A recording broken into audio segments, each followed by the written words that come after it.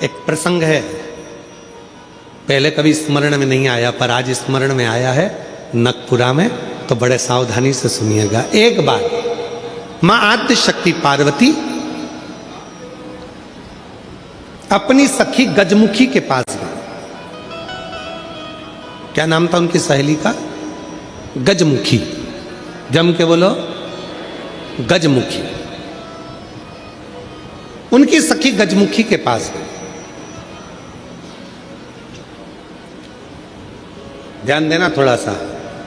एक शिवजी के गण नंदी और एक पार्वती जी की सहेली गजमुखी।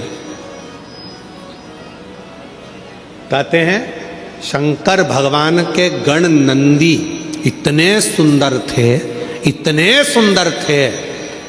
कि उनको देखकर अप्सराएं भी उनकी ओर आसक्त हो जाती थी। इतने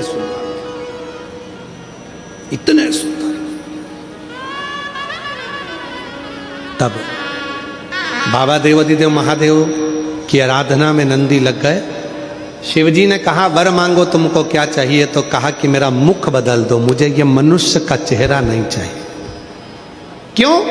अगर ये चेहरा रहेगा तो लोग मेरी ओर आसक्त होंगे और मैं आपकी भक्ति नहीं छोड़ना चाहता, इसलिए मुझे ये चेहरा हटाकर आप नंदी का चेहरा लगा दीजिए और मुझे आपका शिष्य बना दीजिए। दूसरे नंबर पर है माता पार्वती जी की सहेली गजमुखी। इतनी सुंदर जो आज के ज़माने में दिन भर इंस्टाग्राम पर और फेसबुक पर और ना जाना कौन कौन से वो सोशल मीडिया पे आप जितनी भी सुंदर कहते हो ना, कितनी सुंदर, ये सब जितनी दुनिया की सुंदरता है पार्वती जी के साथ रहने वाली उनकी सखी गजमुखी के चरणों की धूल के बराबर है। चरणों की धूल के बराबर। इतनी सुंदर थी गजमुखी। एक दिन गजमुखी आई पार्वती जी के पास। गौरा ने कहा क्या बात है, क्या हो गया? एक वर चाहती हूं तुमसे। क्या वर है? बस मैं चाहती हूं कि जब भी मैं तेरे साथ चलूं पूरी दुनिया की दृष्टि केवल तुझ पर रहे, मुझको कोई ना देखे, ऐसा वर चाहिए। पार्वती जी ने कहा इतनी स्त्री की सुंदरता तो उसके चेहरे से ही होती है और तू ऐसा वर मांग रही? नहीं, मुझे बस तू वर दे दे, ऐसा वर दे दे। पार्वती जी ने कहा तुझे जो अच्छा लगे वो प्राप्त कर ले, मुझे हाथी का मुख लगा दे। हाथी का, ठीक है। गजमुखी हो गई पार्वती जी, बहुत सुंदर।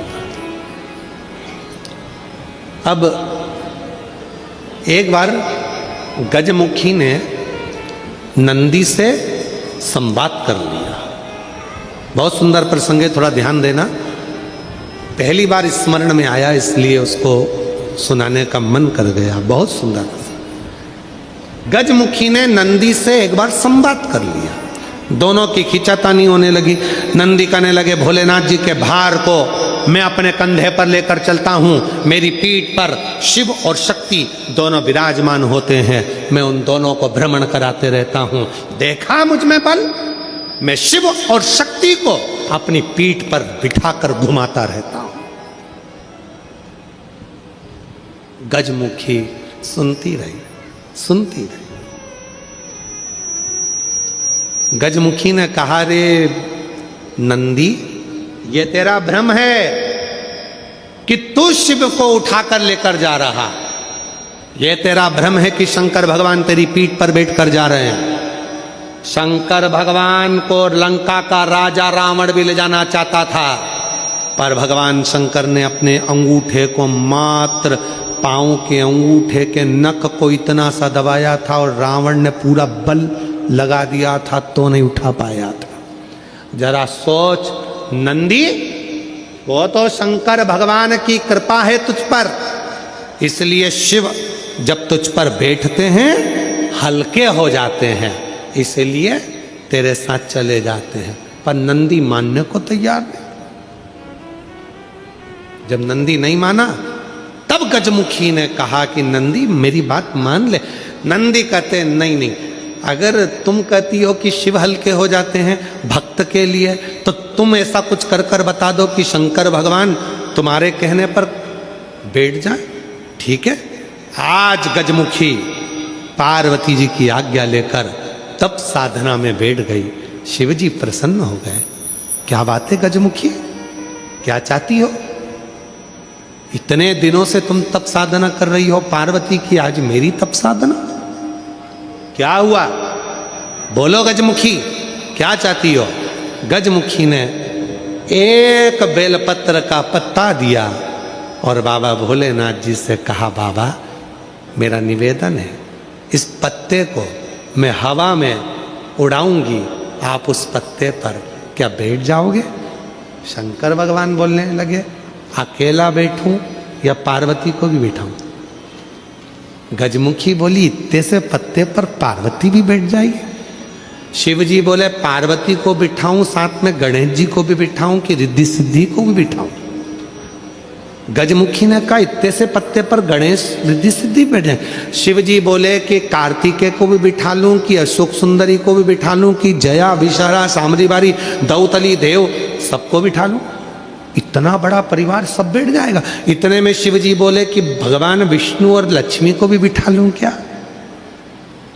कहा विष्णु लक्ष्मी, तू कहे तो ब्रह्मा ब्रह्माणी को, ब्रह्मा ब्रह्माणी, इंद्र इंद्राणी, 33 कोटि देवता इस पत्ते पर बिठा देता हूं, बोल गजमुखी। गजमुखी मुस्कुराकर बोली, ये सब तो नहीं, केवल आप बैठ जाइए। गजमुखी ने शिव नाम लेकर पत्ते को शिवलिंग पर चढ़ाने के लिए बस थोड़ा सा उसको नीचे की ओर गिराया। उतनी देर में उस पत्ते के अधर पर मेरा शंकर आकर विराजमान हो गया। मेरा शिव, मेरा शिव उस पत्ते पर आकर विराजमान। आवाज लगाई, नंदी जल्दी आओ।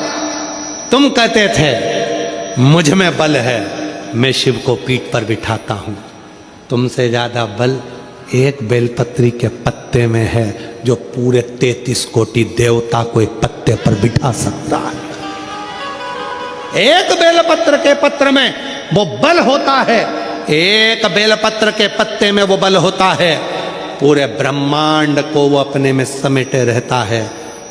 तब भगवान शिव ने प्रसन्न होकर कहा, सुनो गजमुखी, आज मैं प्रसन्न हुआ, तुम्हें वर देता हूं। जब भी पृथ्वी पर मृत्युलोक में कोई पार्थिव शिवलिंग का पूजन करेगा और पार्थिव मिट्टी का जब कोई शिवलिंग बनाएगा, उस शिवलिंग को केवल थाली पर, पाटे पर या लक्कड़ पर नहीं, मेरा बेलपत्र रखकर जब उस पर कोई शिवलिंग का निर्माण करेगा, जो कामना वो चाहेगा उसकी कामना शिव उसी क्षण पूरा कर देगा, उसी क्षण पूरा। आप में से कितने लोग हैं जो पार्थिव लिंग का निर्माण करते हैं? हाथ उठाओ। करते हो सब? वैसे नहीं करते होगे तो सावन में अपन लोग सब मिलके ही करते। काय में बनाते हो? पात्र में। पात्र के अंदर जब शिवलिंग का निर्माण करते हो तो सबसे पहले नीचे एक बेलपत्र रखा, रखते हो? जम के तो बोलो, रखते हो ना? बहुत जरूरी है एक बेलपत्र। क्यों? कहते हैं जब हमने शिवलिंग बना लिया, पूजन चालू कर दी, पानी डालना प्रारंभ करा, ये तो मिट्टी है, धीरे धीरे पानी चढ़ते चढ़ते गलने लगती है। जब मिट्टी गलने लगती है, शिवलिंग थोड़ा थोड़ा थोड़ा थोड़ा खंडित होने लगता है। मन में आता है कि हमने शिव जी की पूजन करी, शिवलिंग मिट्टी का था, गल रहा है। शहद चढ़ाने से, दूध चढ़ाने से, जल चढ़ाने से, अभिषेक करने से मिट्टी गलने लगी है, शिवलिंग खंडित होने लगा है। शिव महापुराण की कथा कहती है, पार्थिव लिंग को, मिट्टी के शिवलिंग को जब हम बेलपत्र के ऊपर निर्माण करते हैं पार्थिव शिवलिंग बनाकर पूजन करते हैं तो वो मिट्टी का शिवलिंग अगर गल भी जाए, टूट भी जाए, पानी में बह भी जाए तो याद रखना वो कभी खंडित नहीं माना जाता, वो अखंड ही माना जाता है।